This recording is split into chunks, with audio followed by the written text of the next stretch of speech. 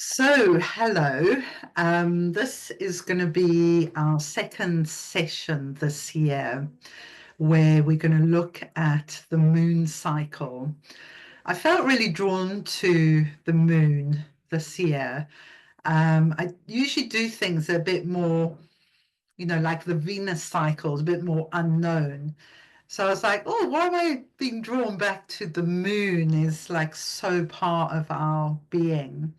And I think part of it is something we can do to really help ourselves in this tremendous time of chaos is to tune in to the natural rhythms and almost like be in the dance with the moon and Black Moon Lilith and the earth. And through that, even though it's a constantly moving process, it actually brings, like, for me anyway, um, quite a deep sense of stability in the kind of ebb and flow, the waxing and waning energies. Um, so every once in a while, I will at least once a month do the moon and look at the moon cycle. So what we're going to do today is just look. We had this huge lunar eclipse, and on the 14th of March, and so we're in the waning cycle of that moon. So the next new moon is next Saturday, the 29th of March. So we've got this period now of releasing from that moon cycle, and then the opportunity to create a ritual, put something on your altar, work with some questions, and really, the reason I did Vesta as well is so we can really use our Vesta priestess intentional energy to harness the moon cycle, the gene key activations, and use the cycle to grow new things and to release things that we want to release. And if you're a gardener, I know there's at least one other avid gardener here. It's really good to sort of tune into the moon cycle for gardening, planting on the new moon and harvesting on the full moon are the ways that's traditionally done when the energy is the most full and flowering and full of vital energy at the full moon, which is why it's good to harvest then to get the maximum potential from the plants. And so the whole thing about even if we're not gardeners, working with the moon cycle, really taps into the vegetation on our planet. It also taps into the animals as well. They're really guided by the sun coming into the equinox at the moment. The animals are starting to prepare to mate. Some already have. Here we have seagulls, and it's wonderful to watch their cycle each year because they start to snuggle up on this roof, and it's quite nice because you can watch them from above, and they're in the snuggling stage at the moment, and then they collect stuff for the nest, and so the whole thing unfolds. And the teenagers have been pushed off the roof now. It's like you're leaving home and the new ones are coming. So, yeah, so wherever we are, we can really watch and tune in to the cycles of nature and what it can teach us. And it always makes me feel good anyway. Okay, so I'm going to jump into a bit of a presentation, and then afterwards we can share. Maybe you have some of these gene keys I'm going to mention, um, and we could talk about, any ideas you have for a ritual. And I thought even it would actually be quite nice to have something on our altar that represents Soul Tribe, so that we are not only growing for ourselves and releasing, but we're holding sacred space for each other in this process. Okay. let me share. I've got a feeling I missed daily meditation today, but I have a feeling what the next meditation is going to really tune into this vegetation cycle as we've been asked to bring fruit along. I think it's going to be perfect. Uh, okay, so let me share. We're getting there. Yes. Let me share the presentation now.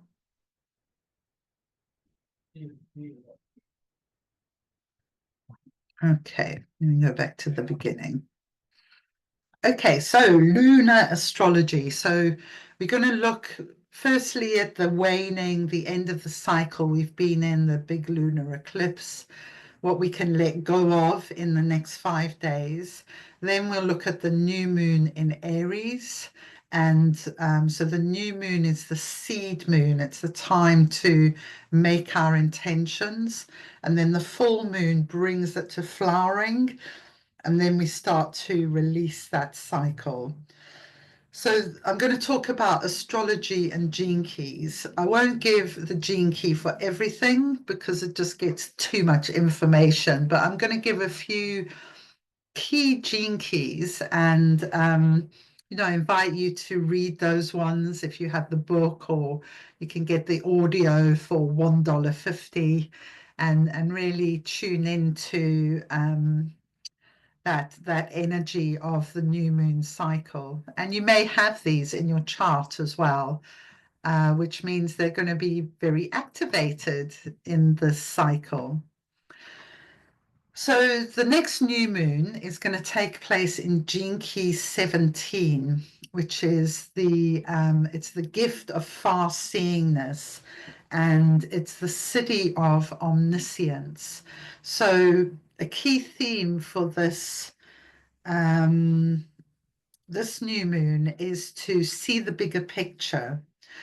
And I think that's important at the moment because there's so many crazy things in the world going on. And especially in America, don't want to put it all on America, but it feels like, these massive forces of change are coming in, and nothing's set as to where it will lead. And so when we make our intention to go through these huge transformational changes that have long been prophesied, then we can move into the higher frequency, and we can offer this platform and other groups we're in for our own family and friends, kind of a role modeling of staying in these higher frequencies. So this is activating Gene Key 17. It's in the line 6, which resonates with the third eye, so it's even more seeing. And it's moving from the shadow of opinion. Now, I've worked quite a lot with this gene key because I have Chiron there. And opinion always feels very closed. It's a very rigid position. And sometimes when I meet people who are very opinionated, I almost like give up on the conversation because you just know you can't penetrate this kind of wall of they've made their mind up. So it's really the opposite of openness, exploration, curiosity. And we can invite any of those kind of qualities to overcome the shadow of opinion. And we can also try and understand why people form those opinions, what is going on with them. Often people form very rigid opinions in order to keep themselves safe. And this gene key and gene key 18, its programming partner, are all part of the teenage mindset. And as teenagers, we might have formed certain ideas to help us get through life in those times. But they might have become quite like ossified. And so we want to be in a state of flow rather than ossification. And yeah, so the gift is farsightedness. The siddhi is omniscience. And Richard Rudd describes this as like every cell in your body being able to see. And in the practice I was doing, I was bringing in this mindfulness practice called Ikidayo, the single eye of the heart. And that's a really powerful practice for um, accessing that siddhi of omniscience. Okay, so we're still in the full moon. We had this huge lunar eclipse. It was in Gene Key 36, the sun was leading from turbulence to humanity to compassion. And the moon was um, in the sixth gene key, which leads from conflict to diplomacy to peace. So, yeah, I mean, from the news at the moment, there's just so much turbulence and conflict. It's like, wow, it's pretty overwhelming, even for someone. I grew up under apartheid, where it was pretty present all the time, but it feels very intense at the moment. Something that's helping us at the moment is this water trine of Mars. Mars is in Cancer. Hang on, let me find it. So Vesta, first of all, is there in Scorpio at 18 degrees Scorpio, and Mars was at 18 degrees Cancer. So when we had that lunar eclipse, we have the supportive, exactly what I'm talking about, using our intention to create from the invisible realms. So we can use art, we can use altars, we can use prayer.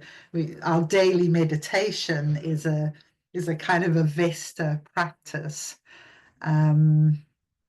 Okay, so we're coming to the end of that cycle. So we've got 5 days from today to go into releasing, like really notice what is bringing, what ideas, what opinions do you have that bring about inner conflict and turmoil?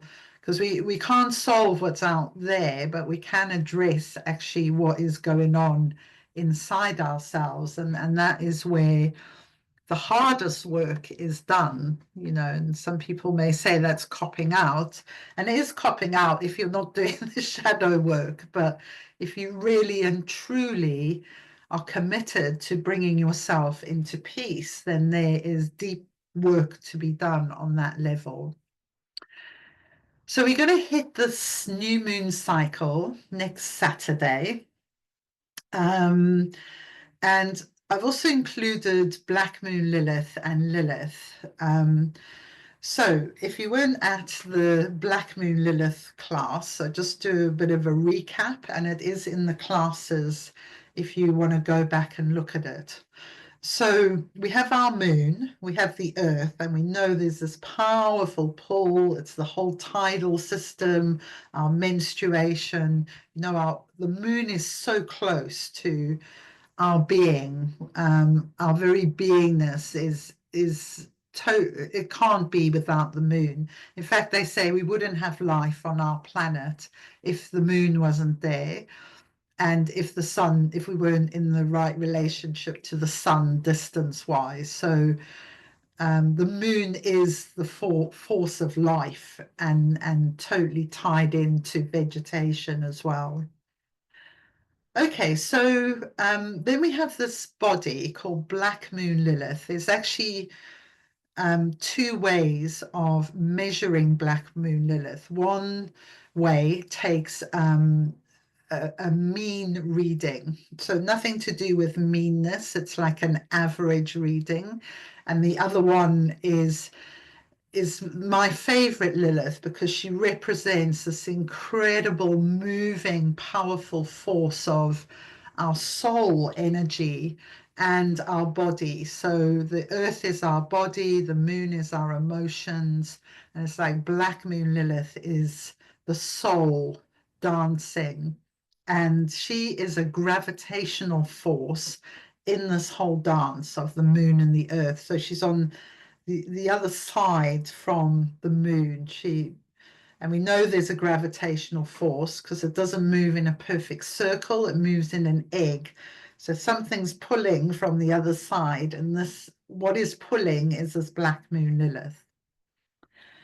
Okay, so we're coming up to this new moon. As I say, the new moon is when the sun and the moon are what's called conjunct in astrology. They're in the same place, and they're at 9 degrees of Aries. We have all kinds of planetary movement here in Pisces. This is going to go on for ages, but we've got Saturn, North Node, Venus, Mercury. Then we have the end of the zodiac, the beginning of the zodiac. We have Mercury and then Chiron further on. So when we have this point, 0 Aries, is like a rebirthing of the whole zodiac cycle. So this new moon is not only beginning a new cycle of moons, it's also beginning like a new cycle in the zodiac. And there's lots of other planets involved in that. So it's a powerful time to like pay attention to what's going on. We can see here there's a grand trine in water. So I mentioned before Vesta, the priestess, Mars again in Cancer, and they're coming up to meet Saturn. There is the closest planet, but it's plugging into this whole thing really. So the grand trine in water, this is so good for our meditation we're doing now around water and structured water, because this planetary energy can really support us working with water at the moment. So then we have Black Moon Lilith is one of them's at 22 degrees Libra. Ooh, let me go back, which is down here. And you see there's a bit of a gap, and then the other one is at 5 degrees Scorpio. So they're spanning Libra and Scorpio at the moment. So it's like an intense energy around transforming relationships with the 2 Black Moon Liliths there.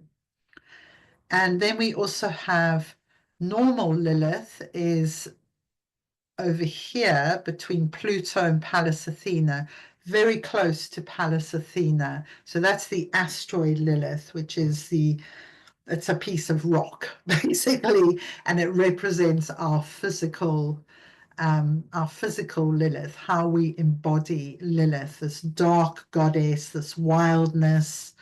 Yeah, she's pretty cool, Lilith. I like her. Okay, so we begin the new moon cycle, and on this day, what I'm inviting you to do is to do a ritual, go for a walk, work on a piece of art, place something on your altar that represents you in the cycle, but maybe all of us, if that feels right to you. So we're kind of holding ourselves in the growing, the waxing of the moon. So she reaches her full waxing at a full moon. That's always the way. Beginning is the new moon, the seed, and then the flowering is the full moon. And and the full moon will be on the 13th of April, which is a Sunday, and in the sign of Libra. So we're moving from the new moon in Aries is all about me, myself. It's about really honoring that I exist as a reflection of the Creator's great experiment of life. I belong here. I exist. I have a voice. So You know, we really want to own that. And then the full moon, the flowering, is in Libra, the opposite sign, which is all about relationships. So how does this I then relate to the we? And that very simple question of how does the I relate to the we can reveal all kinds of things about us, what our strengths are, what our weaknesses are. And often we'll be one or the other, like we'll be so strong in the I that it's hard for us to be in a we, you know, because we just want I. And then you get people who can be so strong in the we that they lose their sense of I. And we want to be able to kind of do the Libra balancing here and in this whole moon cycle get a sense of ourselves within relationships and within that relational field.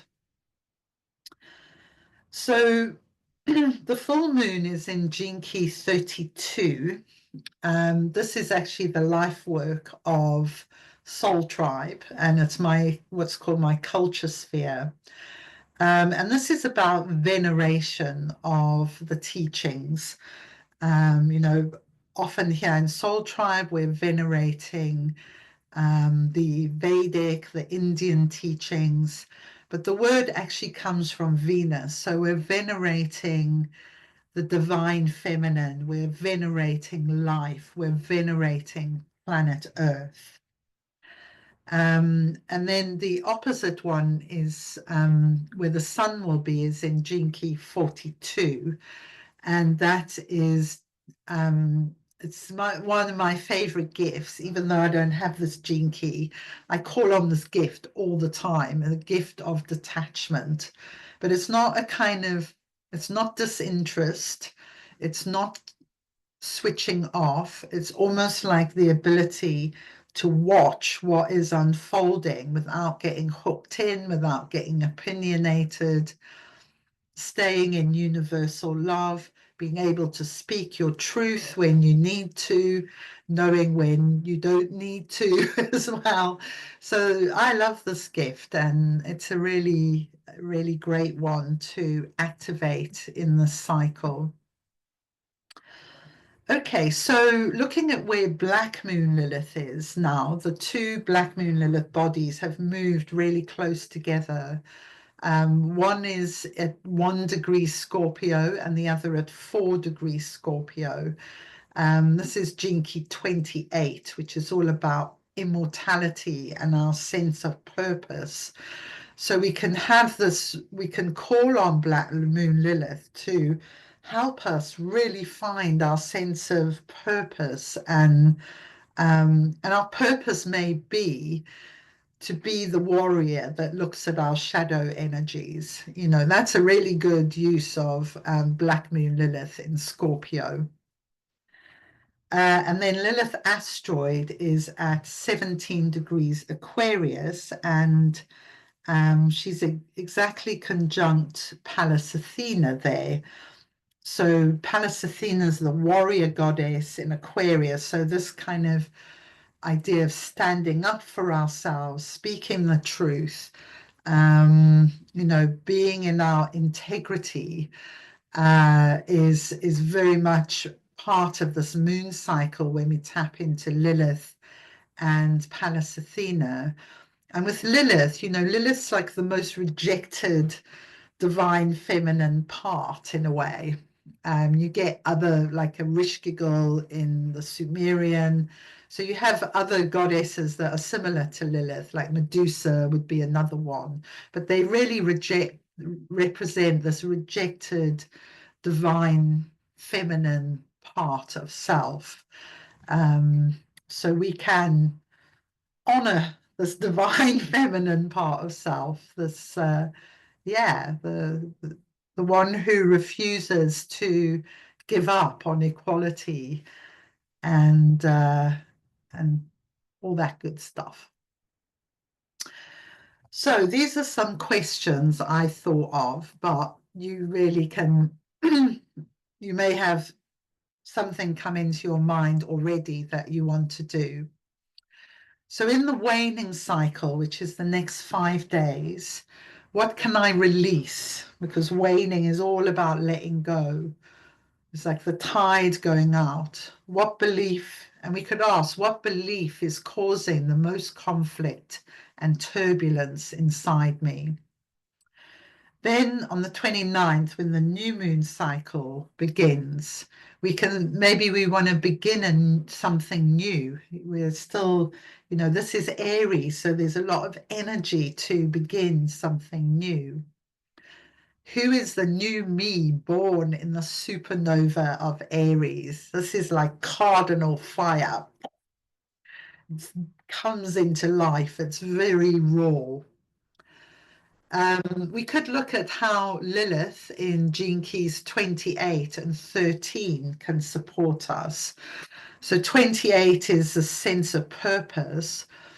I love Gene Key 13 as well because it's all about deep listening. And I do find this, like if I'm lost on anything or my relationship's going through a bit of a moment, as soon as I listen, everything starts to sort itself out.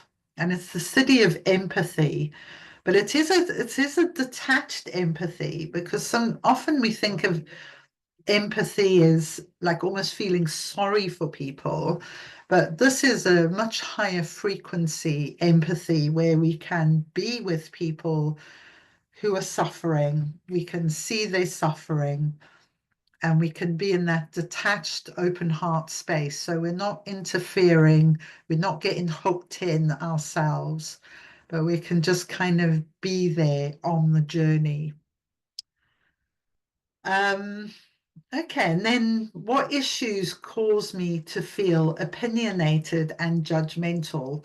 Well, I tell you what, there's a lot in the news at the moment that is triggering this one, and I'm really having to work hard to kind of think about things more carefully.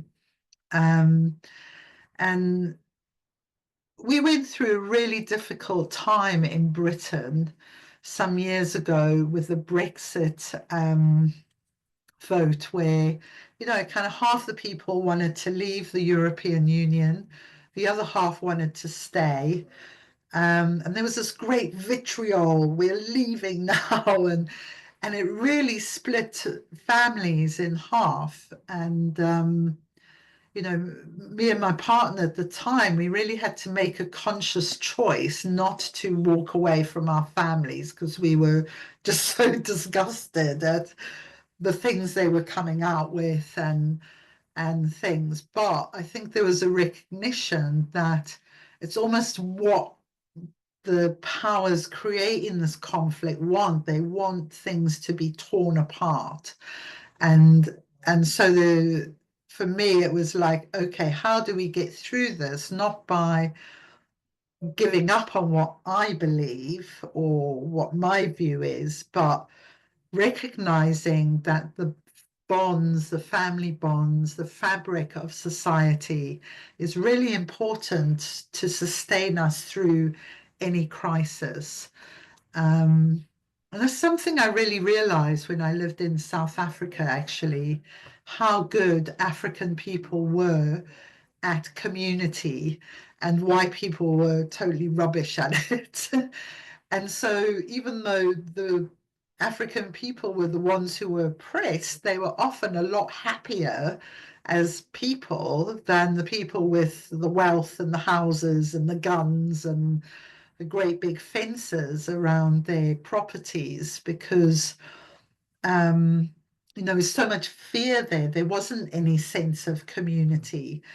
Whereas the African people did have that. And they said that about trauma, actually, that for trauma is a lot worse for people who have no support network, have no community. So community is like a massively important thing for human beings. And so, yeah. So someone came up with this sentence and I wrote it down at the time and I have it by my bed. And it's really helped me a lot. And it is, what is my illusion of separateness that causes vanity in my voice? And I really try to live by that. And when I feel this wound of separation opening up in myself, just to kind of come back to the matrix of life. And this gift of omniscience, actually trying to see, perceive from every point of view what is actually happening rather than just through the kind of prism of my own experience. Some of us here in the dream arc, and you might like to explore creatures such as silkworm, giraffe, and peregrine falcon, who are the animals for the 17. I'm going to sort of grab my silkworm painting to show you.